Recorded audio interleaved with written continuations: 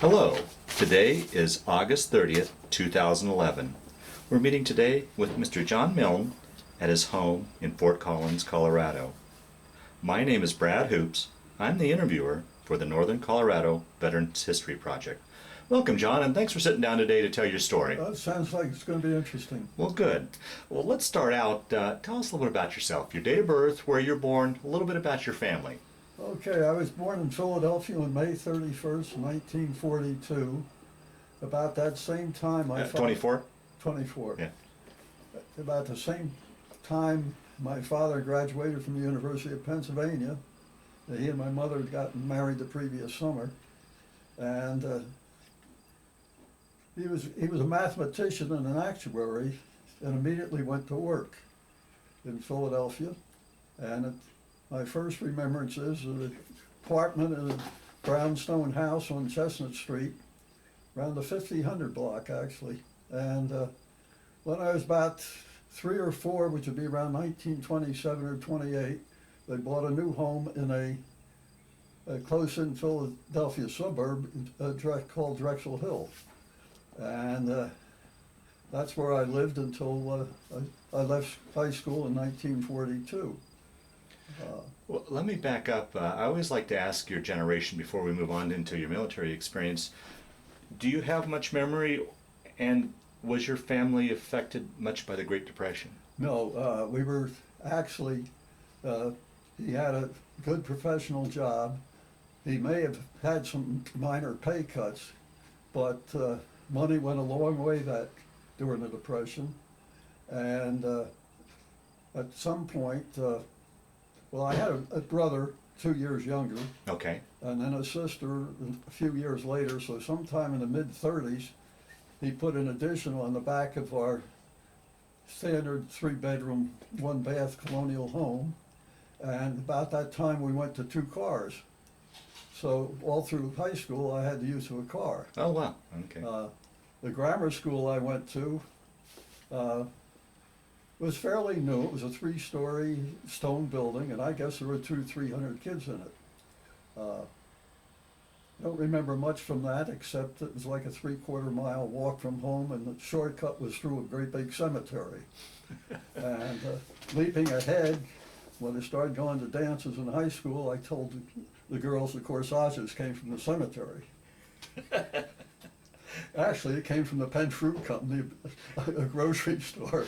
But anyway, then went on to junior high school, and that was a brand new WPA project building, sort of a small Pentagon. It was a great big building, and that was about a mile from home. And in those days, you walked to school. You walked to school in 2nd grade, and your mother didn't go with you, and you did what you wanted after school, and so on. I had a good life. We had a lot of informal team games because we had 3 or 4 vacant lots that we could throw together. We had our own baseball field and play kids from other neighborhoods. We'd leave, particularly on Saturdays, and during the summer, we'd take off for a whole day, and as long as we were home for dinner, that's all that was mattered. Parents didn't mess with us, and I really feel sorry for the kids today with their planned things. And some of these controlled sports, I think, are a mistake, but that's just my opinion.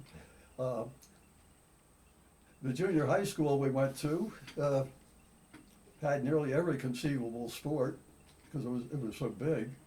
And then I went on to Upper Darby High School, and that building was, by the time we got there, was about 50 years old. And it was just a great big old stone building, and that was only about 6-7 blocks from my house, so that was an easy walk, but didn't have reason to use a car. And I was one of these moderately active kids. I was in some things and some other things, but I was in the track for a while and so on, but I tell people today I have good knees because I didn't play high school football. I really wasn't that big anyway. In early 1942 at an informal dance, I asked Roberta to dance, and that was the beginning of it. Oh, Peter. And our school then had a number of dances. They were a big deal in suburban Philadelphia, and I understand in other cities, number of formal dances and so on. And I graduated in June of 1942. So let me back up again. December of 41, you're in the middle of your senior year. Do you remember where you were and what you were thinking when you heard about Pearl Harbor? Yeah, I know where I was exactly. But I don't have any recollection of the reaction to Pearl Harbor. I think the mindset of us in the spring of 1942 was, we knew we were going to end up in the military. We just didn't know what and when for most of us. I should say our high school was divided into sort of three economic classes. In fact, the township I was in had no poor people and no wealthy people. It was a blue collar, white collar, and professional. Okay. And in high school, you had three career options. You had what they called the academic, which means you were planning to go to college. You had the commercial, which was primarily for the women, girls, typing, stenography, and Secretarial. things like that. And then you had the industrial or something, which were the shop things. So that die was cast, actually it was cast back in 8th grade, because that's when you started foreign language. I took Latin, for example, in 8th grade. And all the math courses they provided all the way through, because at that time I think the expectation was I was going to follow my father and his occupation and interest. I did follow him in a lot, but not in that. He liked to do things with his hands and so on. It's complete contrast, and building and all this stuff, planning things. I came the same way. That's my main interest, and I'll get more into that. Sure. And the same thing has happened to my son. Huh. And neither of us did any of this at home, but once we bought our own house, we became hands-on. Uh-huh. Yeah. Well, anyway, a bunch of guys immediately went off to college at Penn State because they started an early acceptance thing and had a summer semester. Well, I had screwed things up in applications and so on because I wanted to go someplace else and didn't get accepted. And so I enrolled for the fall term and worked at in a warehouse of a meat packing plant on the graveyard shift, which going in at 11 o'clock at night and getting off at 7. And we lived out on the southwest side of Philadelphia, and this was way up on the northeast side, so it involved a trolley car ride to get into the elevated, an elevated ride from the end of the west end of the line to the far north end of the line, and another trolley car ride to get to the plant. Fortunately, I was going against traffic all the time. I was going home sure, where everybody yeah. was going to work. And so that gave me the whole day, because who can sleep during the daytime? And so I saw Roberta most every evening before I went to work, because I had to be into 11. And then in September, I went up to Penn State. And Penn State was a great fraternity college. A lot of colleges were big fraternity colleges pre-war. It's died out pretty much, but there was like 50-some fraternities.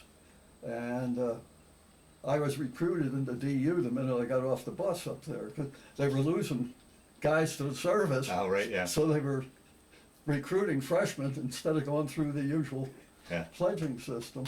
So I moved right into the fraternity house. And then I decided the Navy had all these V7 and V11 programs and so on. And I decided I'd rather be in the Navy as an officer than in the Army as an enlisted man. And so I applied for the V12? Well, it was they had the engineers program, they had the deck officers, and they had the aviation, and I was interested in the deck officer. Well, at Penn State, we had ROTC, but not naval ROTC. So the deal was that I had to enlist in the Army Reserve, then I'd be eligible to apply for the program, and if I got accepted in the program, I'd be in the Navy, and they'd release me from the Army. And I actually, this was on Armistice Day in 1942, I did this, 18 years old, and physical, mental, everything's fine, and all of a sudden, a part of the physical, they throw color perception at me. I blew every red and green. So now I'm in the Army Reserve. Oh, no. And, of course, it's still taking ROTC. Now it's just a matter of when is the Army going to ask me to report someplace. I expected to happen in January when the semester was finished, but they didn't call me until, sent me a notice May of 43, at the completion of my first year, that I was to report to Fort Meade. And I didn't go down as an individual. I went down as an individual, not as a group. Right, okay. And so that was my reception center.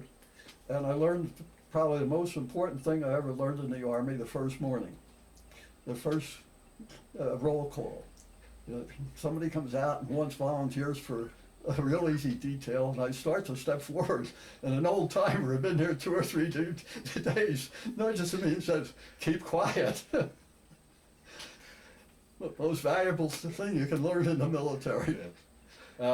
We hung around there for a couple days or so, and then a couple of us were sent down to Camp Walters in Texas for infantry basic. We arrived about a week after they were already in the program. I guess we were filling slots or something. And but being as we had ROTC, we hadn't missed anything. And so we spent the summer of 43 in Texas doing infantry basic. Now, how was that from a boy from the Northeast being down in Texas? Well, first of all, the geography around there isn't even worth the title of geography. The temperatures are terrible, the humidity is terrible, and I distinctly remember for our long marches, because of the heat, we did them at night. We'd leave at like 8 o'clock and do the 20 miles at night. And I remember one night we're going along some rocky trail or something, and some idiot yells, "Gas attack." So on with the gas mask, and all I can think is, why don't I break my damn legs so they carry me out of it? Well, I did pretty well on the rifle and the BAR. Oh, I was the tallest guy in our platoon. There were mostly a bunch of kids from Brooklyn, draftees from Brooklyn, who had never driven a car. I mean, they were pure city kids. And here I'm this kid from the suburbs that had the use of a car and had all this stuff, and happened to be about 5 inches taller than everybody else in the squad, so I got stuck with a BAR because the other guys had been dragging on the ground. And so I got pretty proficient with that. And the mindset and what the drill instructor and so on, and we had a guy that I thought was the best soldier I ever seen, a Corporal Phillips. That's all he was, a tall, rangy Texan. And of course, they ran the 90-day wonders from Benning through before they sent him over to get shot. You know, we had about 2 or 3 of them. And one guy had played football for Southern Cal, and we admired him. The next guy, we had a drill or bivouac or something, and I can remember following him. He's running through the woods looking at his compass. It didn't give me much confidence. But anyway, the mindset was, get serious, guys. You're going to North Africa. Oh, boy. As replacements. And because they really didn't think our enthusiasm of bayonets and so on was what it should be. Of course, they tell everybody. And how was that? I know you had done the ROTC in college, but how was that transition for you going from civilian life into military life? Was it? I I don't know, you're looking at 18-year-old kids. Yeah, yeah. And in contrast, I probably didn't adapt as well as, say, some guy who was a farm kid. But I'm sure I adapted better than some kids from Brooklyn. Okay. It's, to me, I don't recall, I can recall once I got in trouble. Of course, we had KP, which we all took turns, and then we also had table waiters. And we didn't get any time off the base at all for 6, 7, 8 weeks. And finally, I'm posted on the bulletin board for an overnight pass for Saturday, leave Friday and be due back, I guess it was from Friday night until Sunday sometime. I was also listed as table waiter. And, well, I've got a pass. And so a bunch of us went over to Abilene, Texas, and came back, and I was immediately in the first sergeant's office, and it was informed I was on KP every weekend for the rest of the time. Oh, no. Not showing up. Well, anyway, I'm not quite, I really don't remember how it came about, but at the end of the basic training period, all of a sudden, the Army starts its Army Specialized Training Program for engineers. Well, I had real good test score, of course, in the Army IQ thing, and also had math and so on. So I don't know whether I volunteered for the thing or I was chosen. I honestly don't remember. The next thing I know is about October, I'm sent back to college. And I am sent to Drexel Institute in Philadelphia. I'll be darned. They don't have any dormitories. We're put up at the Hotel Philadelphia at 40th and Chestnut. 2 blocks from the elevated, which takes me from 40th Street to 69th Street, which was the terminal. And for 10 cents, I get on a high-speed electric line that takes me 2 miles to a stop about 2 blocks from my house. I'll be darned. And if you maintain a B average, you got weekend passes. Now, to make life interesting, every morning we parade down Chestnut Street, which was the main east-west in formation, about 6, 7 blocks to Drexel Institute. And there was a big old house there that had been an estate of some sort that was now an old folks' home. And all these ladies would wave to us every morning as we went down the street. Well, every night we'd have to walk over a block and go west on Walnut Street. Well, Roberta would, by that time, was working in the Dean of Women's office at the University of Pennsylvania. Huh. And we'd go back to the hotel, and every weekend I'd get a weekend pass. Well, this went on until for 2 semesters. And we had engineering and chemistry and math and all this. And everything except chemistry I was pretty good at. And so all of a sudden, I think it was probably about April, the Army blows a whistle on the ASTP program. No explanation. There was one way out, and that was to apply for medical and dental school. And I know several guys that did that. They had no original intention of being doctors or dentists, and they applied. I didn't. I went with a ride. Well, they ended up with 3,500 of us down in Camp Claiborne, Louisiana, and it was the 84th Division, the rail splitters. And as I understood it, the division was primarily Tex-Mexes, and they wanted to make sure to get reasonably educated English-speaking guys in every squad.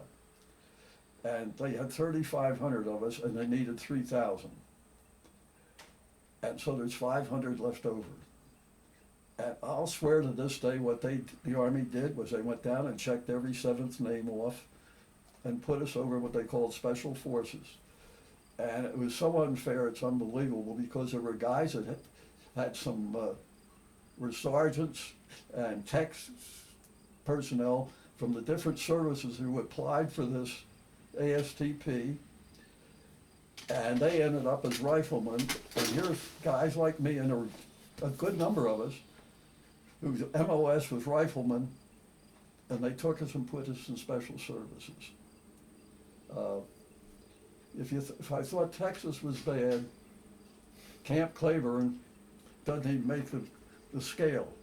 That is the most god-awful, because that's almost jungle, very, very hot, very, very wet, and to go out on bivouacs and so on, and that, I was spared that. We sit around for a while, of course rumors start. So now you got pulled into the special services? Yeah, Okay. I was one of the 7 that was checked off. Okay. I probably would have been, if I'd ended up in the 84th Division, I would probably been, I'm here, you know, this is what I was trained for. Yeah. So, I escaped the bullet, let's say. And I just recognized that I think it was unfair, not to the guys that had rifle training, but the guys who gave up specialist ratings to go to this program, then get, anyway, we sit around for a while, and then I'll set up over to Camp Bowie. So we get it over to Camp Bowie, and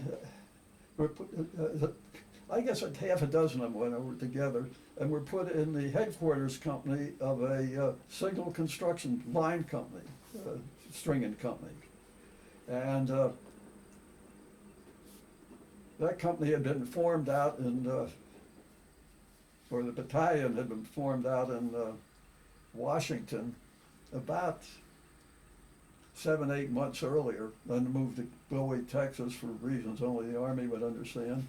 And so all the ratings, everybody that was going to be a sergeant or a staff sergeant or whatever, they already got their stripes. And so we come in as privates with an MOS of being able to shoot a gun. And so they tried to make us, and they succeeded with most of us, radio operators. Sit there with the headphones and transcribe the da-dahs, you know. And I never got up to the speed. I guess I got up to 30 words or something, but they wanted something higher than that. And just what I ended up doing with that company until we got overseas, I don't know. On D-Day, of course it was announced, and then it was announced that we were on standby alert to go overseas. Well, they did that with every unit in the world, I think. And we're standing in line to go for noon meal, and we hear a gunshot. And it came from the squad hut I was in. We go back, and here one of the guys that was in the group that we transferred in used my rifle to shoot his kneecap off. Why he picked my rifle, he just grabbed one. And we thought, we knew he was going home, but who wants to go home with a busted, yeah, it didn't make any sense. That's my reaction to D-Day. Oh, huh. Okay? Yeah. The summer goes by, and basically it was company life. The radio operators were practicing and so on, and the 3 line companies, A, B, and C, were line companies, and the headquarters company had the motor pool, the cooks, and things that make it, plus the radio operators, and so on. And so come September, we were given a couple of weeks leave, and went back home, and of course we saw each other every day and so forth, and then reported back. And I noticed one of the questions in the outline you gave me popped up a couple times is, how did my family feel, and so on. And Brad, I don't have any reaction at all. I think they looked at it as I did. It was one of those things. My mother was a very composed practical woman. She did not get hysterical. She did not get angry about anything. And my father was sort of a cool customer too. And he became much closer to my brother was 2 years younger, and then I had this brother that's 14 years younger. Well, he was a baby when I left home, so I really didn't get to know him until well after the war. Right. And circumstances were such that he was closer to them than to me.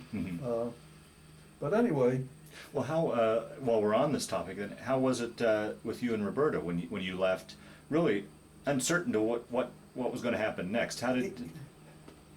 Well, they use the expression "go and study" in high school, fraternity, pit in college, and so on. Yeah. That's the there was.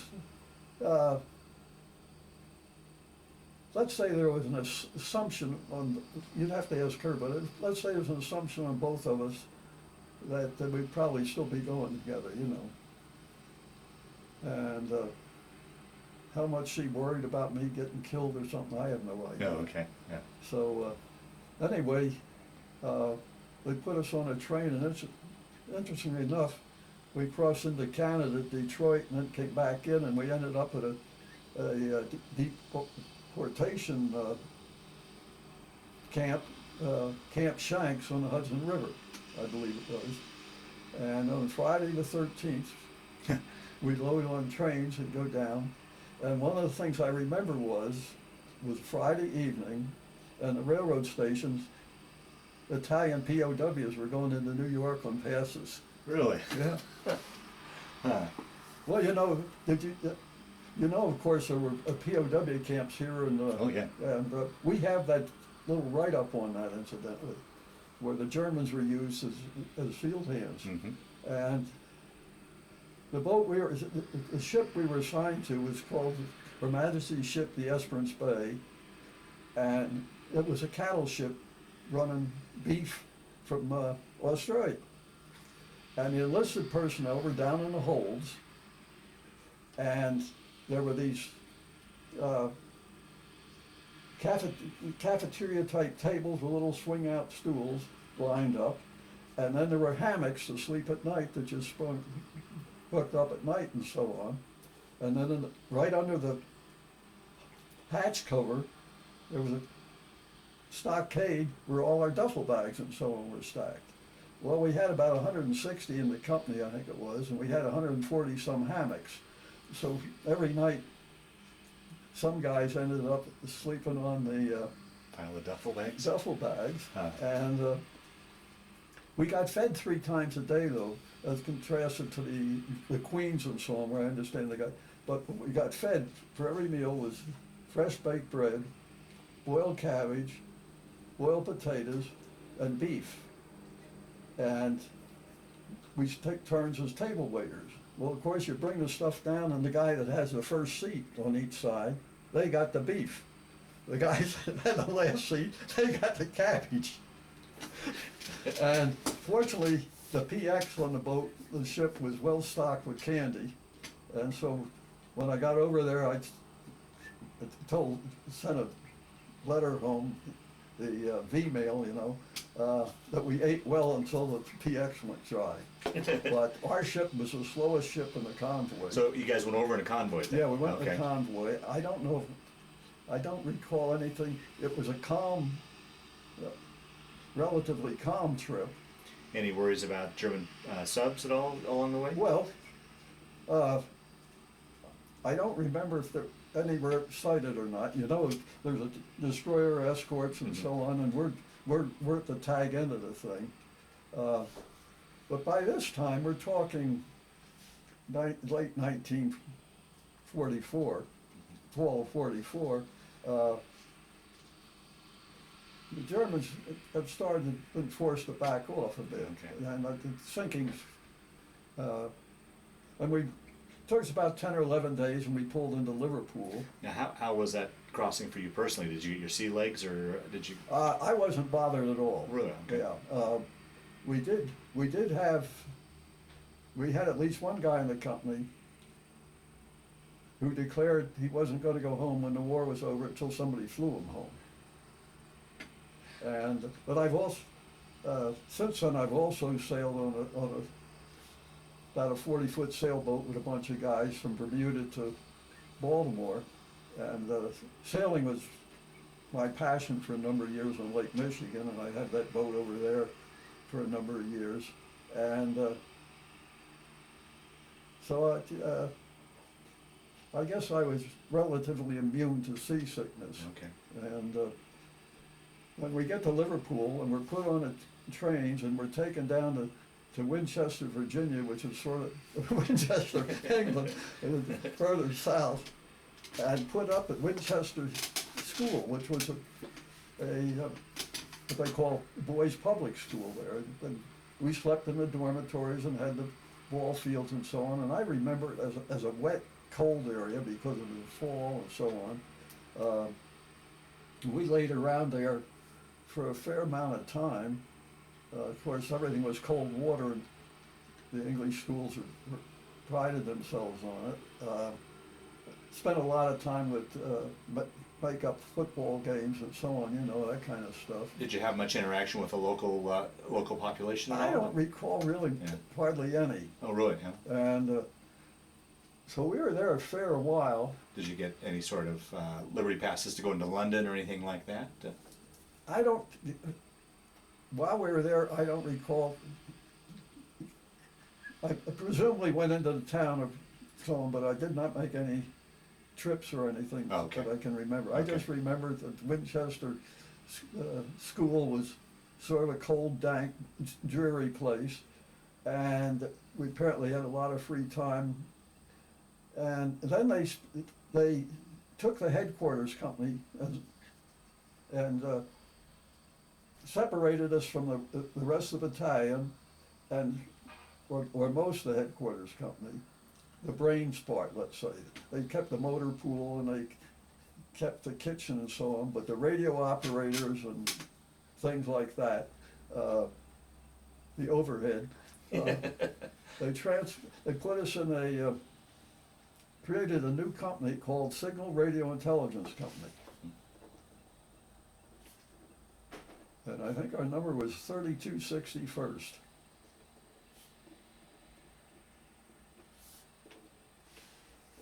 And so, and we were put up in the dormitory of a girls' school in what was called Buzzbomb Alley, between the heart of London and the launch spots. And I remember the two closest incidents I had in the Army of getting hurt were there. I can remember one morning, and we had double bunks, and they had 4 or 6 of us jammed in a room they probably used for 2 girls, and we could hear them, every so often we'd hear them go buzz over.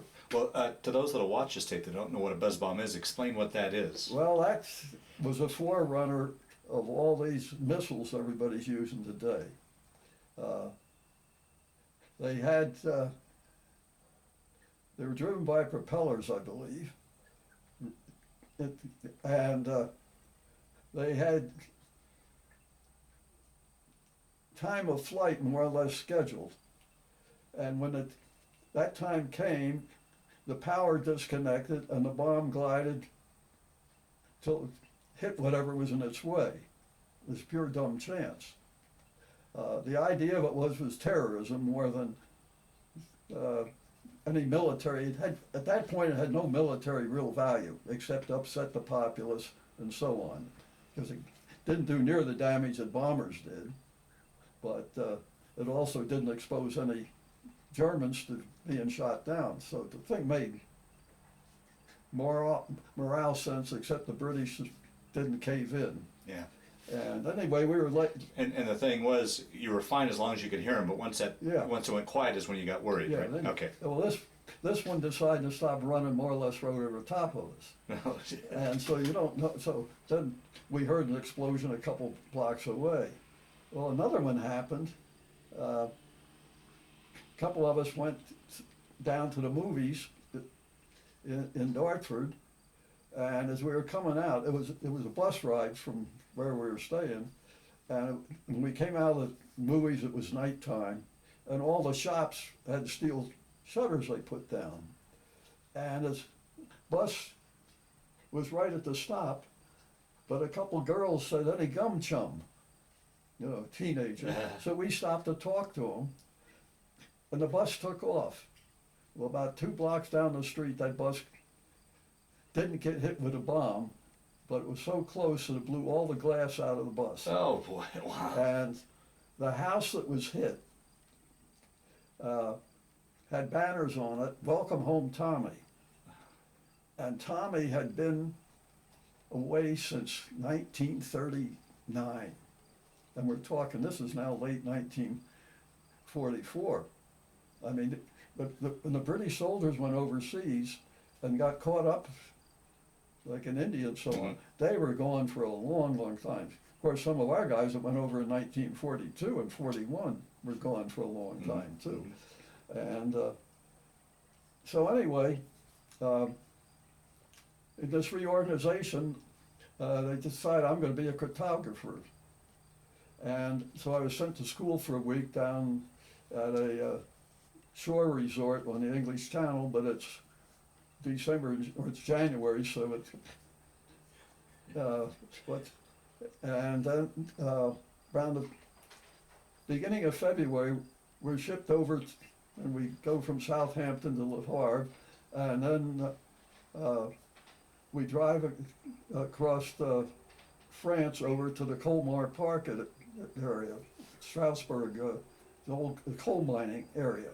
And the army had just broken out of that Colmar,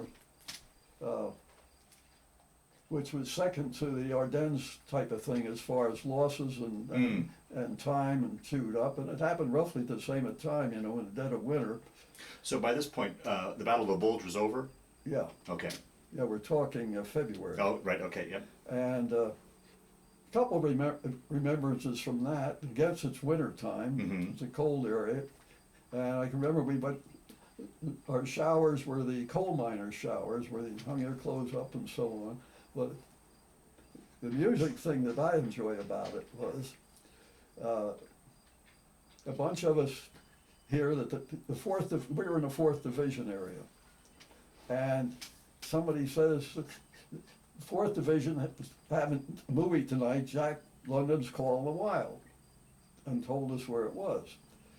And so about 4 or 5 of us are hiking there, and guess who we bump into?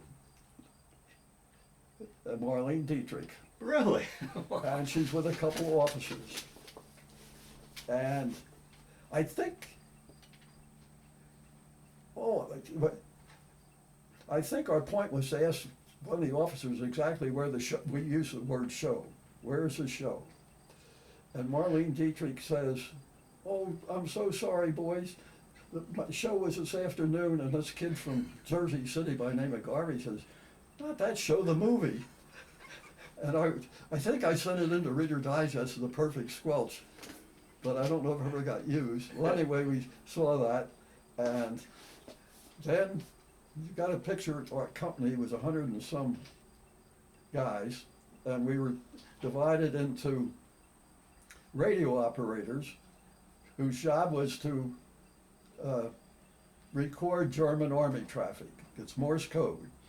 Then we had cryptanalysis, which was a team of about 7 or 8 German Jews that got Americanized or nationalized, and they could do the language, and some of their logic on they were bright kids.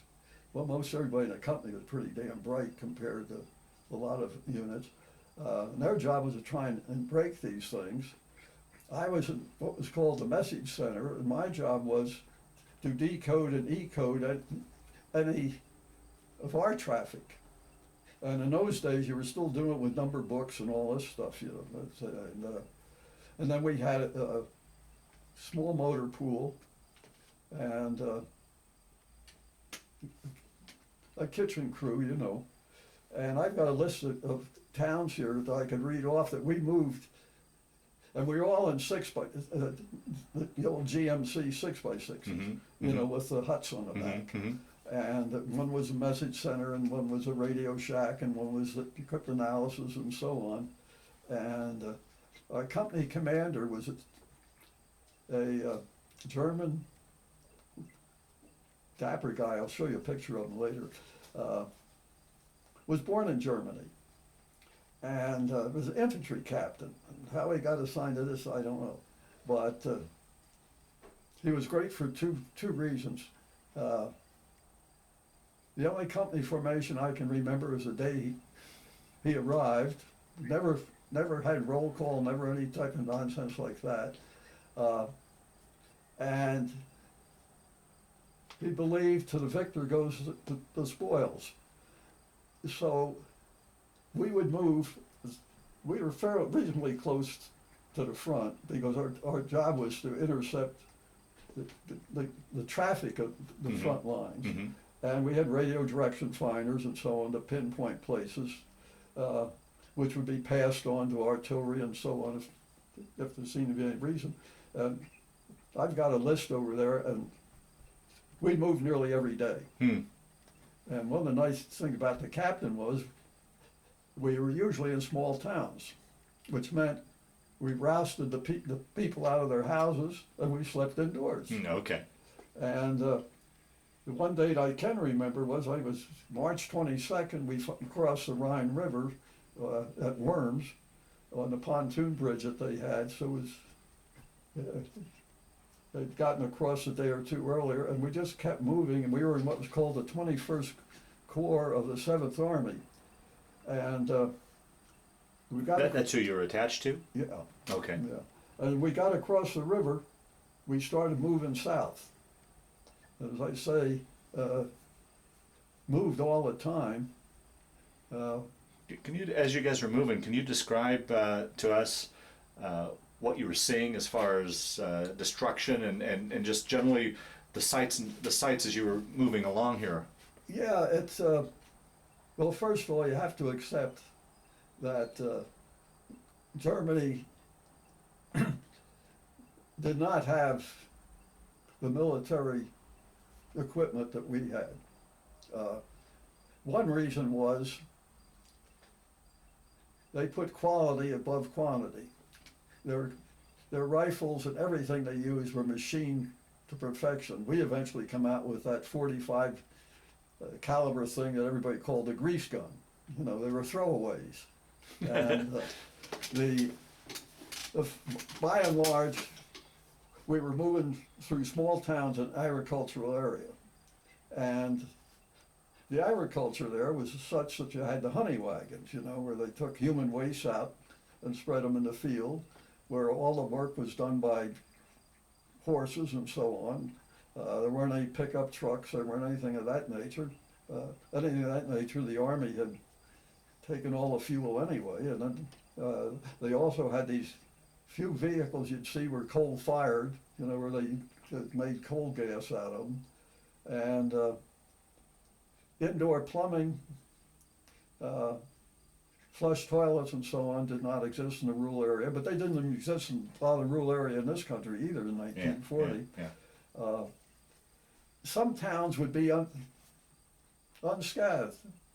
The next place, there wasn't two bricks on top of each other. It all depended on, and there was more than one town that was totally blasted, destroyed, and the British were even worse, not worse, but more prone to do this to get even. If a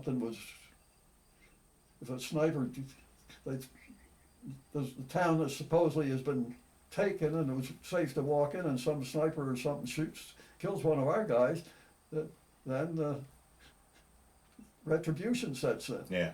And but by and large, I think the smaller towns were pretty much left alone. It was when you got into the bigger cities that the destruction went block after block. The one exception was Heidelberg on the Rhine River. We did not go through Heidelberg on the way out but later during the occupation we were there. And Heidelberg was declared one of the few cities that was declared an open city because of its historic educational value.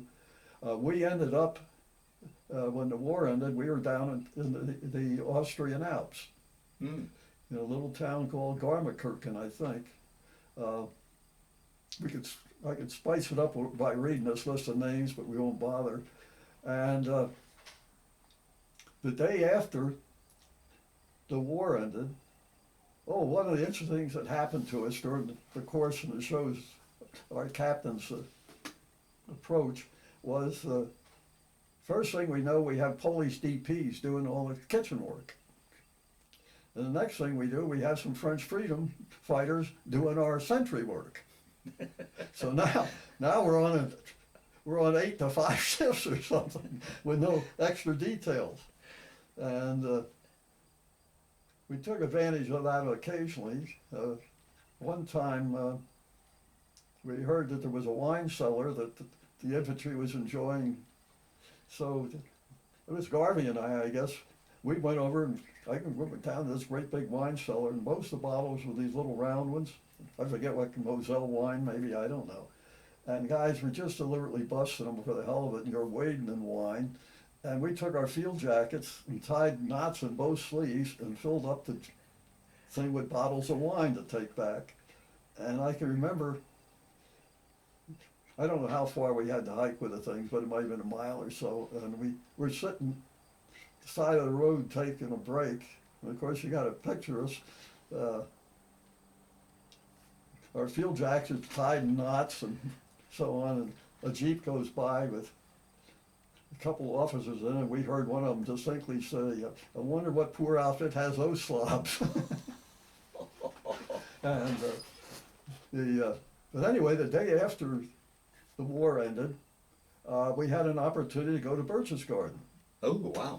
It was only an hour or so away, and if you look at that picture up there, that picture was taken the day after the war ended by me, and I understand that same view was published in Life or Look as demonstration that empire was kaput. And I have some photographs of the SS barracks and some other views, but I'd like to get that in this. Oh, absolutely. And so then we go back. Was there much of a celebration when you got word that the war was over? We're a unit of 100 and some guys, all by ourselves, in a little mountain village that maybe had 200 people in it. Okay. I mean, the main street is dirt. It's got maybe I do recall one time a bunch of us were asked to go out on a patrol looking for some Germans that they'd lost sight of. There were prisoners that had run away or something, but that was not a non-event. But anyway, the war is over, and we're in this little town. So then we go to Munich or Stuttgart, someplace, and we're there for a short while. We're still organized as a company. We have no idea what's going to happen. Of course, everybody's thinking Asia's in the future.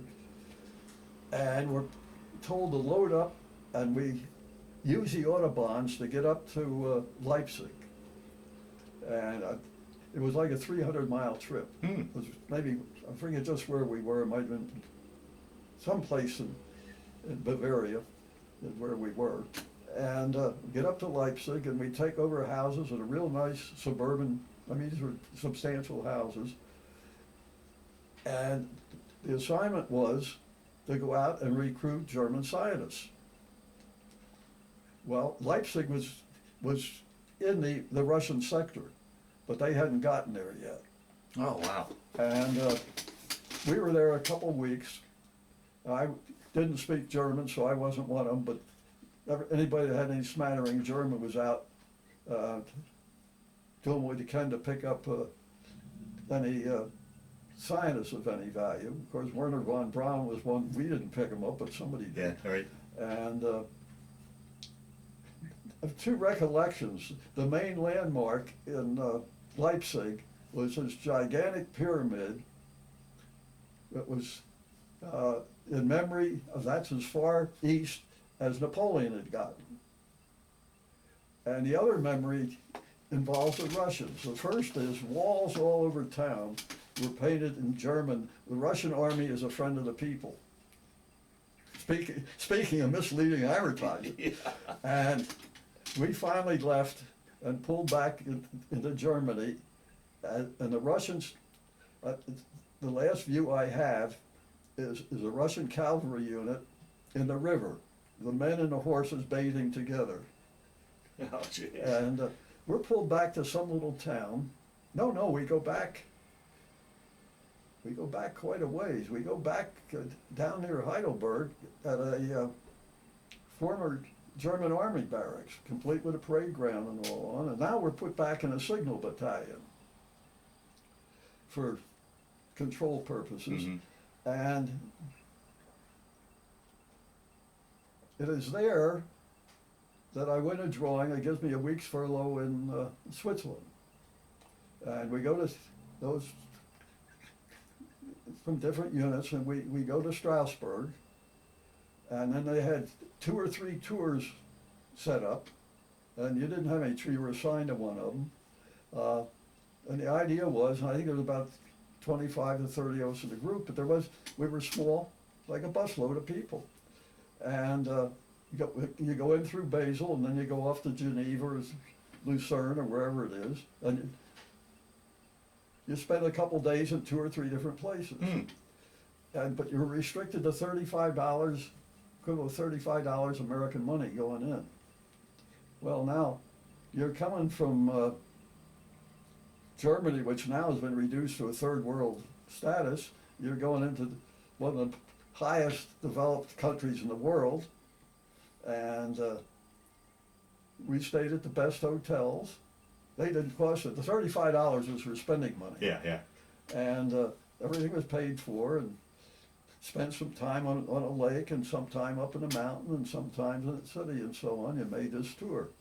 Well, the last day, near the end, I ran out of money. And by this time we had those new field jackets. I forget, I've still got mine. But instead of the short one, it's now more of a 3/4 length coat. I don't know whether they're called Eisenhower jackets or the wool thing, who remembers. But anyway, I sold mine for $10, close to $10 American. It probably cost the government $30. And I went out, the equivalent of 5 and dime, and I bought a series of watches for about $1.50 a piece that were this big and round, had a sweep second hand, could also be used as a time watch by pushing the buttons and so on. And I bought about 4 of them. And we get back to Strasbourg, and I go into town on the evening before we're going to ship back, and I have it strapped to my arm. And there's a lot of French African troops in town who have been paid. Huh. Now I'm wearing a Lord Elgin on one wrist. That's gold watch that I traded somebody in the army for something. And nobody was interested in that. I think I got $30 a piece for these things. Pay for my whole vacation. And the other thing that happened was I won a drawing for a Leica camera. The right to buy a Leica camera. The Leica factory was stayed in operation, so I went and $35, I got a Leica and a carrying case. Well, then I got word that every Monday they sold kits of anything they produced, and so I got the use of a company Jeep to drive to, I think it was Frankfurt or wherever their factory was, and parked in it all night in the parking lot, and Monday morning was first in line, and bought the telescopic lens, a universal rangefinder, this beautiful leather carrying case, and even after all this time of war, this stuff nobody could build it anybody. Huh. It's unreal that they wasted their time building these things, but they did. And it cost like $30 or something. And I sold the whole thing to a company lieutenant for about $300 when I was coming home. And then we were spun off from the battalion and sent to a small town, reorganized. And this was in August of 45, after the war. And an opportunity came up to go back to England, to go to school, take any bunch of subjects. They'd taken an army base up near Liverpool. And so another guy and I, name of Ed Patterson, and he ended up being my closest friend from the Army. He was at Tech 5 or 4, and I was,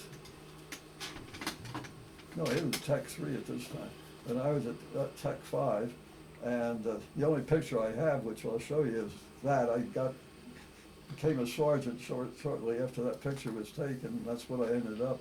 But anyway, had a chance to go back to England for 4 or 6 weeks course, and he was taking some electronic thing because he worked for the electric company in Atlantic City before he was drafted, or drafted, I guess, because he was married.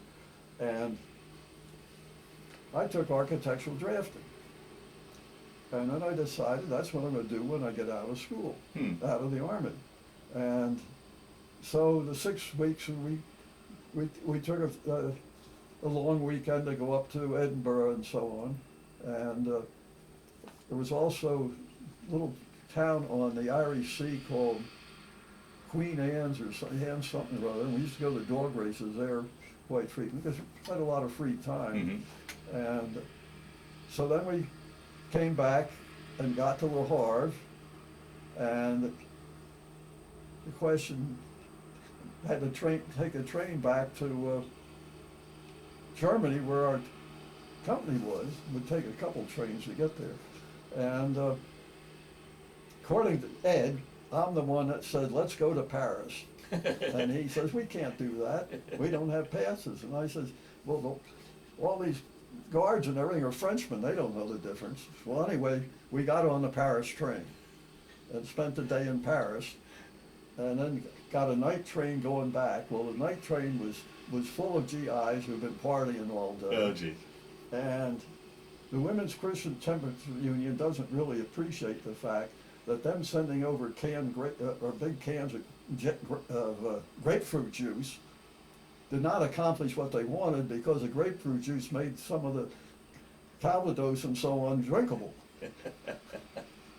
And well, anyway, we got back to the town where the company was, and they had moved, and nobody had told us. And there was a Red Cross hostel there, so we stayed there for a couple days, practicing chess and relaxing, and Thanksgiving was coming up. And so, well, we got to get back for Thanksgiving dinners. So we reported back to the company Wednesday before Thanksgiving. We got there something, because all these towns were connected by railroads, and the railroad system was working pretty good. And we now had a definite assignment. And the assignment, we were still a radio intelligence company, but we weren't monitoring the Germans, we were monitoring the Russians. Ooh. Oh, wow. And we were in a small town that had a copper mine. And at the top of what they'd call a small mountain was this laboratory building and so on. Was where we set up our radio operations.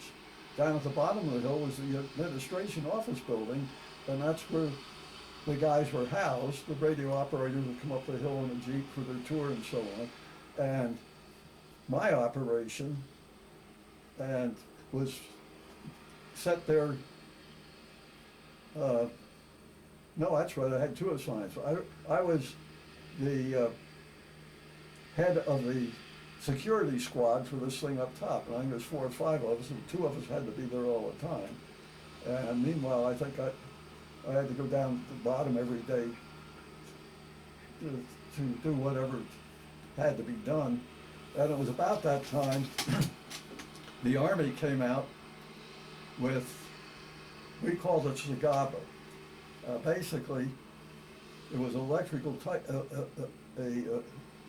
IBM Electric that had these Bakelite discs that were wired in such a way, and it took 5 of these discs, and you put them in the machine, and you had a code book that gave you which disc to use and the pre-settings and so on. And then they would whirl back and forth, and the guys at the other end would use the same thing, and then they would decode the thing. There was no way the Germans or the Russians or anybody could break this code, because you had to have the disc. Oh, okay.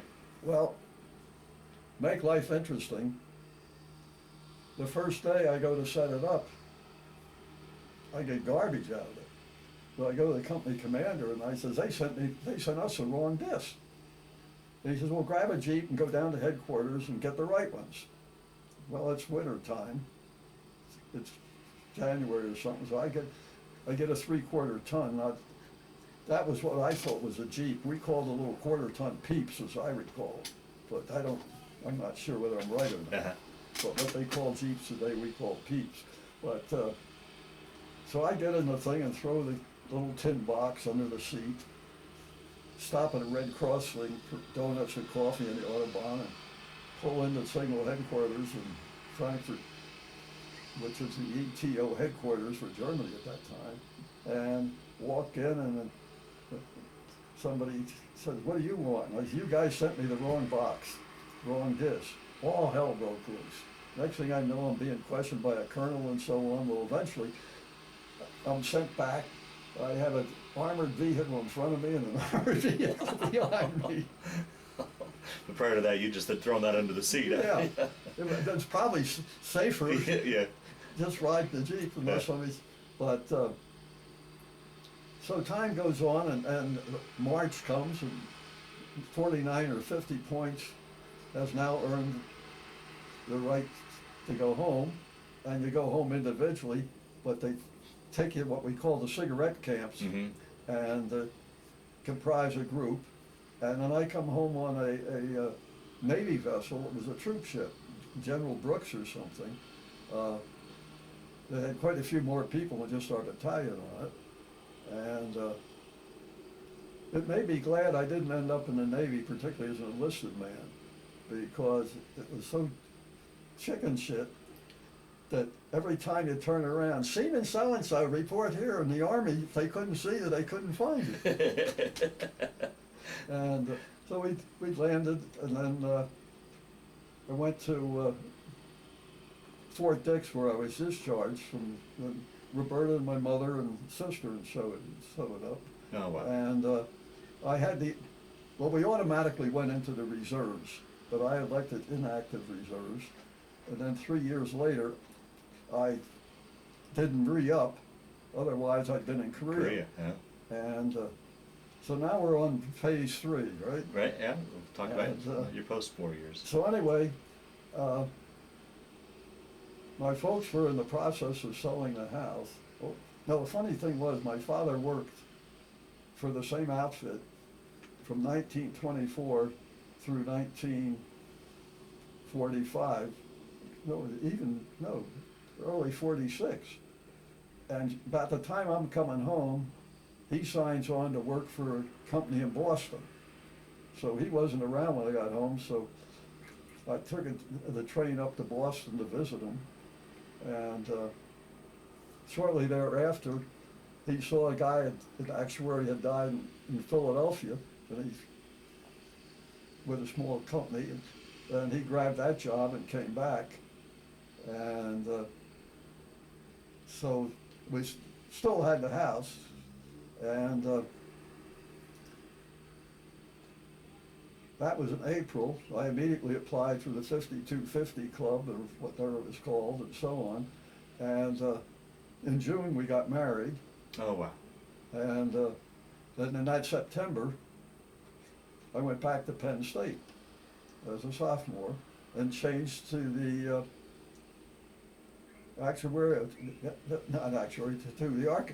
the architectural school, which was a lot more work than the liberal arts school, believe me. We had classes 5 days a week instead of Mondays, Wednesdays, and Fridays.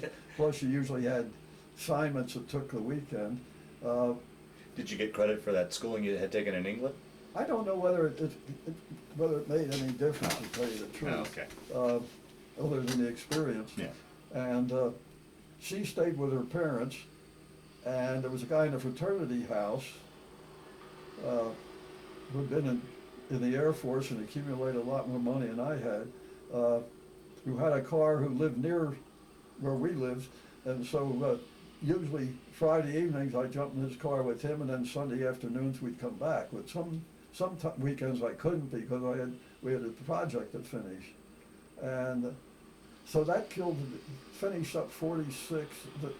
Then in spring of 47, I decided I do not have the imagination and artistic ability to be a successful architect.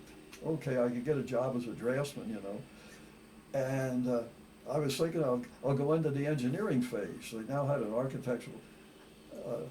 That was going to take me 3 more years to complete. I said, no way. So I got a job that summer with the State of Pennsylvania Insurance Department as a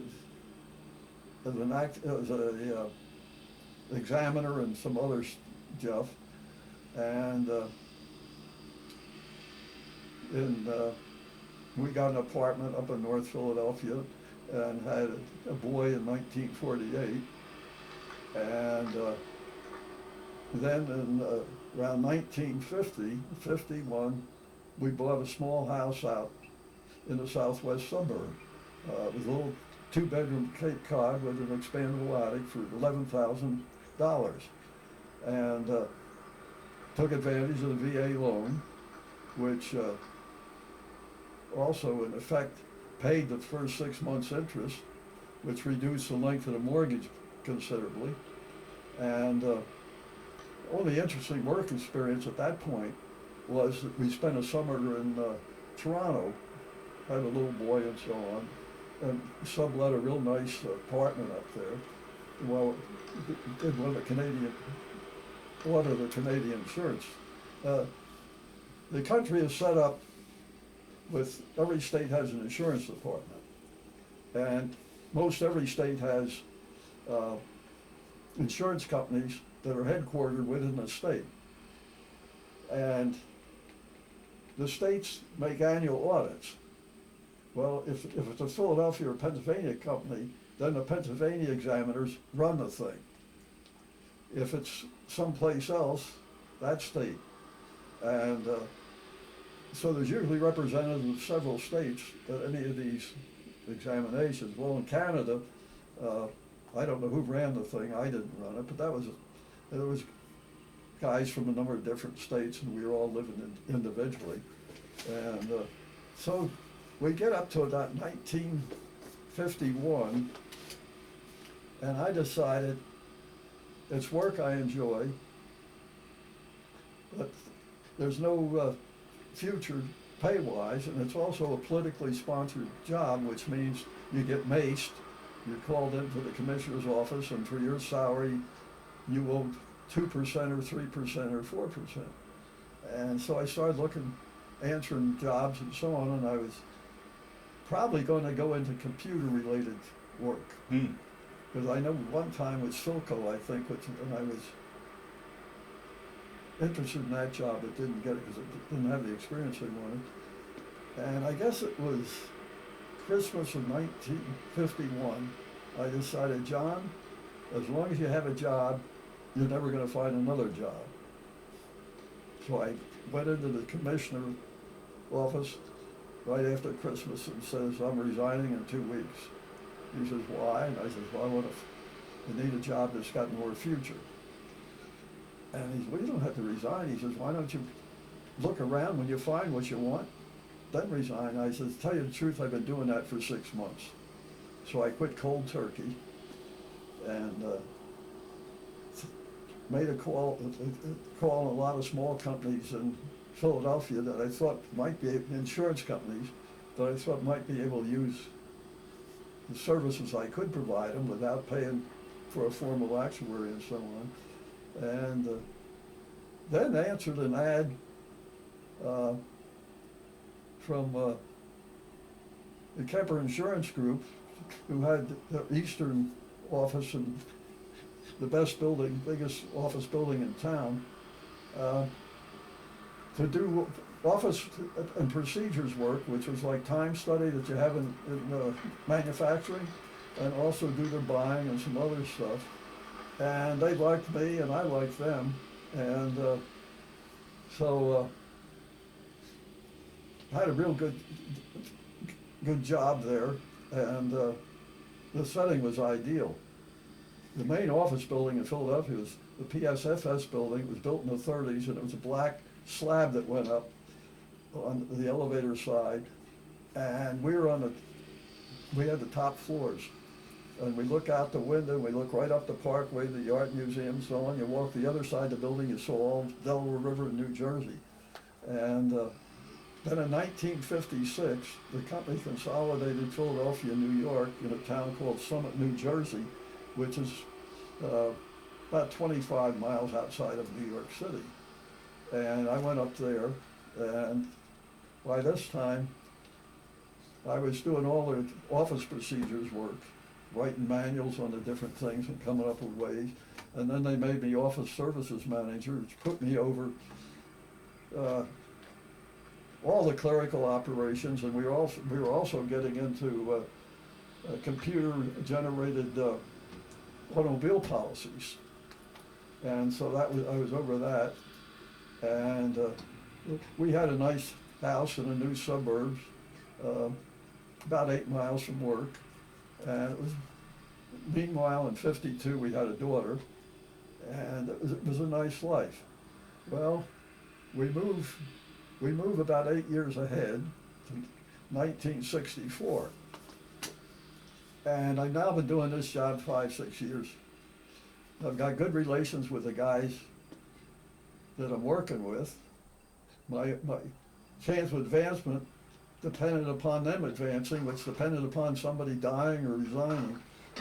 And there was a job that interested me. We had this guy who was based in Chicago, who was responsible for leasing the office space all across the country. And I was in the fringes of that because I was the one that was doing all our office layouts anyway, and that encompassed that type of work. And also, if there was any construction, this guy had to do with it. Well, this is going back to what I wanted to be immediately. And he was one of the original insiders, and you have to understand the company was run by the founder who viewed the rest of us as plantation workers. And this guy was of that old school. He was just a mean SOB, had no consideration for anybody. And the founder's son came in and took over the company. And he brought in 19th century, or no, 20th century practices as far as employee relations and so on and so forth. And this fellow that I wanted to replace didn't fit the mold at all, but nobody had the guts to tell him to stay home. So, but anyway, I went into the guy I was working for, and I says, Bill, you know, I says, one of these days I got to replace Gillespie, and I'd like to be considered for that job. And he said, well, I'll talk to Max, who was the vice president. Next thing I know is go out for an interview with the company controller and the president of the company. Well, the job was mine, but with strings. And the strings were, they really couldn't take the whole job away from the guy that had it. And so I'd be given the West Coast, and I should use my time to study at the feet of this great savant, which was absolutely ridiculous. Well, this went on for about a year or so, and I got involved in getting some building started here and there and so on. And he's on a vacation, and he's cutting a limb off his tree. Now this guy's 70-some years old. He falls off the ladder and breaks his ankle or something. Well, now he can't come to work. So now they told me to go down and take over his office and so on. And in effect, we moved the office from where it was in a detached service, which is a long story, and moved it up. And so now I've got the whole thing, which is, and you have to picture the headquarters of this company. It's a national company. We've got about 5 insurance companies plus a mutual fund, and we're housed in a building built in 1912 in the uptown area of Chicago, which had become Little Appalachia with people coming up from the south, where soft coal was a standard method of heating, which means you had a white car, it was black air heating. Building had never been air conditioned, it was 7 stories high, and it was a total embarrassment. Well, and every year they had somebody go out and look for suburban property. Well, we don't really, that really doesn't serve it. 2 years later, it's too expensive. Well, I took them 35 miles out in the country and ended up building 1 million square feet out there with over 1,000 acres. I moved the facilities into the 20s. Yeah.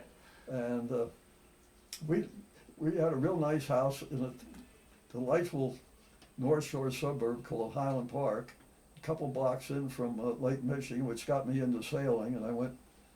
That was boat number 4 right there. Started out with a little catboat, and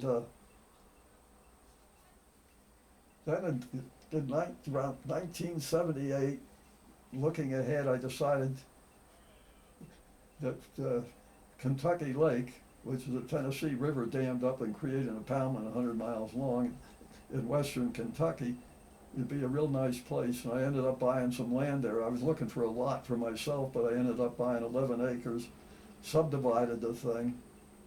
I'd made enough selling off, made 8 lots and sold off 5 of them that paid for 3 that I kept. And then I took what I'd saved from not having to buy the land and start a house. And 1983, the summer of '83, there's a big reorganization of the company. And there was a lot of middle management and so on that they had no room for. So they came out with an early retirement buyout plan. And I guess I have a short attention span. But as far as I was concerned, I'd done everything I could do. It was interesting because I'd upgraded offices all across the country, I'd built a couple buildings for them, and it's unbelievable the freedom my boss gave me. Basically, I had a blank slate. He'd signed nearly everything, leases, and so I moved the office from some dumps in New York into the World Trade Center, and our little claim offices were moved from the back streets to the main streets and so on, and it was all part of the personnel policy had improved, so the physical improved. But it was repetitive now. And the deal that they made, I was eligible for, and I was planning on retiring in 2 or 3 years anyway. When I was about 62 or 63, I was 59. And the deal was better than I would get into it, so we took it and moved to Kentucky. And meanwhile, our son had completed, both kids had completed college. Our son went to University of Wisconsin-Platteville with the idea of being a teacher, but then he went to work for a manufacturing firm as a draftsman and so on. He's still doing that, and they live in Wisconsin, and they had 3 kids. And the 2 boys are married, and both have made grandparents out of us, and one of them was or great-grandparents, and one of them was going to deliver another one next spring. And our granddaughter there, real sharp girl, went to a Methodist school in Chicago, suburbs, and now is the volunteer coordinator for the food banks of Northern Illinois, which is similar to this operation here, but for 3.5 million people. Jeez. They've got food banks, everything except the city of Chicago. Meanwhile, our daughter, who finished school in private Hope College in Michigan, she got out of there in '74, and in '76 she comes out and visits a close friend from high school, a girl who was going to the vet school here, and who had inherited or had interest in use of a little house over here on Mountain Avenue. Came out and visited her, drove out, drove back, stopped off to visit us on the way back to Michigan, said she was quitting her job in Michigan. This was 19, and moving out here. No job, no prospects, no nothing. Well, she came out, and then she eventually married a couple of years, a few years later, she married a boy that went to CSU and so on, and Pruder High School. And they have 2 kids. And the girl, she graduated from CU last year, and the boy is now a sophomore taking computer science here at CSU. And we started coming out here to visit her. Now we're living in Kentucky, in the backwoods of nowhere. It's 10 miles to a grocery store and 30 miles to a hospital. We're in good health, but who knows? Yeah, right. And this is so nice. So in 1995, we bought this place with the idea of moving here. Took us 10 years. Finally, in 2005, we sold our property in Kentucky and moved here for full time. And have no intention of moving back to wherever we came from, but we liked every one of them when we were there. Yeah, yeah. And that's life's been good to us. Oh, good, good, good. And we were married 65 years in June. Wow. And Well, John, we'll start to wind down this interview. Through the years, did you keep in touch with any of the guys you served with? Any sort of reunions? Any sort well, of? we did. Yeah, our unit had annual. I'll show you the picture of the guy, Winston Bowling, guy about 5 foot tall.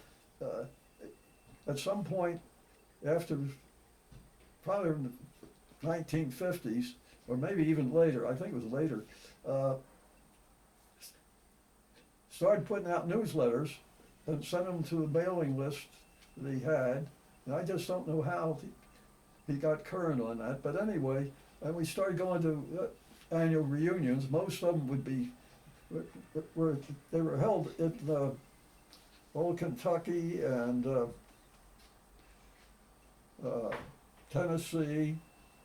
And the last one we went to was in Tulsa, which was 2 years ago. But the attendance of that had just about dried up.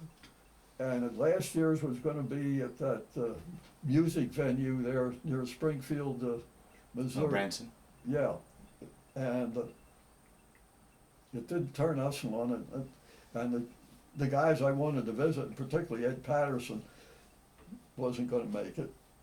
He'd made a couple. That's where he was reminding me of things I never knew happened, including why we went to Paris. And that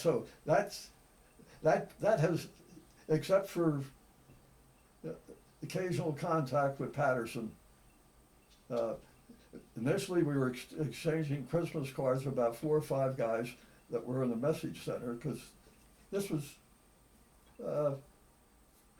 the whole operation of this company was, you were sort of teams and you sort of socialized. Yeah, right. Team. Ed was a radio man. The only reason we got, because we both happened to go over there to England to go back to that school program. Oh, right, yeah. And our experiences there, we became close. That's pretty well expired. I had a close friend from junior high school. He moved in next door to us, beginning of 7th grade, and we did everything together until through high school, and we kept in contact. But he always stayed in New York City, where he was peddling advertising, living in one of these high-rise ghettos, and we always lived out in relative country compared to that. Yeah, yeah. And the last time we saw him was in lunch when we were east in New Jersey. The brother that's 2 years younger than me, he ended up in the Army in due course, and was over in South France in a graves registration unit when the war ended, and they were put on a boat and sent through the Panama Canal, and cleared the Panama Canal just about the time the bomb dropped, and so he ended up in Philippines on that graves body recovery Mm. for the Filipinos, and he was going to be a funeral director for a while, but he went into sales. Uh, I have a sister that was 7 years younger than me, and she graduated from high school in New Jersey. My parents moved to rural New Jersey after the war, and she married a boy that had a farm nearby, and she had 3 boys. My brother had 2 daughters. They were all out here last week, Mm. and but his wife died a number of years ago. And then when the farm was sold and Bill decided to retire, they moved down to North Carolina, down in the Tidewater area in North Carolina, where her youngest son had married into a family of well-off local farmers. I don't know. They grow peanuts and cotton and stuff like that, and are a pillar of the local Baptist church. She died down there. It's been dead about 5 years now. Mm. She was overweight and had diabetes and Mm. so on. And it was amazing the number of people that came to her memorial service, because it was out of context with their practice. It wasn't a burial service with a casket a couple days after. It was a memorial service 2-3 weeks after. And she had not, the way they adopted her is fantastic. My 14-year younger brother was a physics major, and he ended up in the Army as part of Werner von Braun's operation at some level. Wow. In Huntsville, Alabama. Oh, wow. And then he went into the National Security Agency in the technical side, and he was engineering chief over in England near York someplace for a number of years. And then he retired, and poor kid, the rest of us picked on him all the time as a government employee, but he was so serious. And what really drove me up a wall, when he was 60 years old or so, they sold their house that they never improved and moved into a very expensive retirement, cradle to grave type of place where they have their own little cottage and all. And so that accounts for him. Yeah. And my mother made it to her 90s. My father died from pneumonia when he was about 60. Otherwise, he would have made 90s. So you got some good genes running through you then. Well, the average age for the 5 generations I can trace of the men was 78. Which was Yeah. for back then was Yeah, and quite old. yeah, both my grandfathers made it into the 80s. And my one grandmother did too, and my mother made 90. Roberta's parents also were long-lived, late 70s or 80s and Okay. 90s. Now, through the years, have you ever had a chance to retrace your steps through Europe? Yes and no. We've been back to England a couple times, and I traced the family back to that thing up above there. Mm-hmm. That was the house there. It's a stone house that still exists. Was a homestead in the late 1770s and the early 1880s at least. That thing to the left is a tombstone erected in 1832 by my great-great-great-grandfather in memory of his wife who had died. And what is really interesting about that tombstone, it lists the name of 7 children who died before she did. Wow. Now, obviously, I'm descended from one of the children that didn't die. Yeah, right. Yeah, right. But we did take we've only taken trips in Europe twice. One was the best trip I ever take.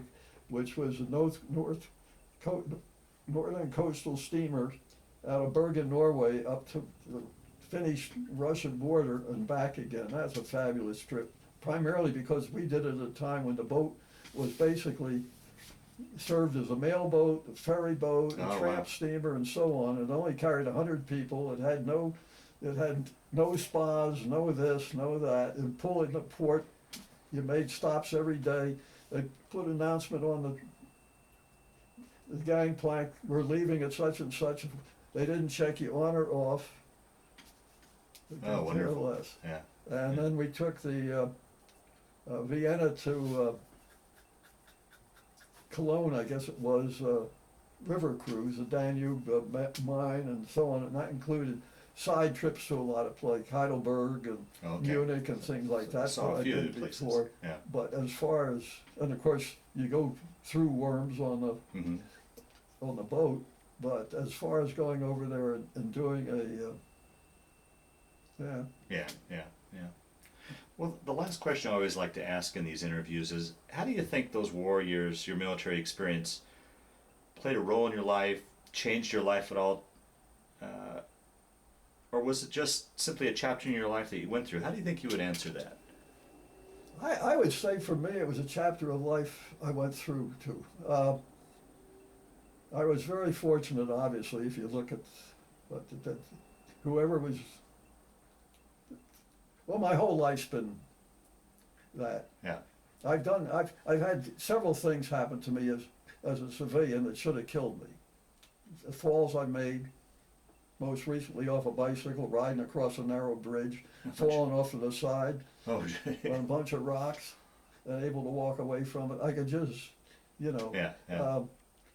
it's not as if, but, in a way, I half miss the experience of not staying in the 84th Division. On the other hand, the 84th didn't come over here till pretty late and got involved in the Ardennes thing. I like to think I could have survived it, but I don't know. Yeah. And I think when people talk of military heroes and all this, there's such a range of activities and fortunes that it's hard to say. Yeah, right. And the one thing I find that I'm not sure what my feelings really are on is current situation. I know what my feelings are as far as the situation with Afghanistan. I was looking today at the number of divisions and so on. The VFW magazine has a lot of coverage this week on it, and how futile this operation is, how detached we all are. I don't know anybody that's over there. Yeah. I've made absolutely no sacrifice. Yeah. I haven't been asked to. I don't know, just, you send money to USO or something and support some other stuff, but that's not the same. And then on the other hand, I look at the situation today. These guys fly over there. They get there in a relatively short time instead of 3 weeks or 2 weeks on an old boat. They're over there relatively short periods, most of them. And then they're brought back. Then I look at this email and these email phones. versus V-mail. Yeah. Well, I think we were better off not having that contact. Oh, really? Yeah. I think that contact is not good. Is not good. We went over there. We knew we weren't coming home until it was over, because there's no rotation. Yeah. To speak of. Yeah. Well, the Air Force had rotation on a number of flights. Right. But that was about the extent of it. The Navy, maybe the ship would come back, but in the Army and in the Marine Corps, you were where you were until you were where you were put the next time. And I think that's far better than the shuttling back and forth and contact every night. Yeah. Frankly, of course, if I was 30 years old now, I would have an entirely different view of this technology. Yeah. But if I was sent over there, I can't see me using the phone every night, the cell phones and so on, whatever will work. Find out what's going back on. When I go on a vacation, I do not worry or keep track of what's going on back home. Yeah. Yeah. I'm on vacation. Yeah. Yeah. I go for a hike, she's after me all the time. I'm riding a bike or going out to something, take the cell phone, just in case something happens. But you go up, I don't care where you go, you got these people that are twittering and all this crap all the time. That's a generational thing. Yeah, sure. Sure. And on top of that, I don't understand how they work anyway. Well, John, I want to thank you for sitting down to tell your story today, but more importantly, I want to thank you for your service to our country. Well, you're quite welcome. I don't think I served them that well, but that's okay.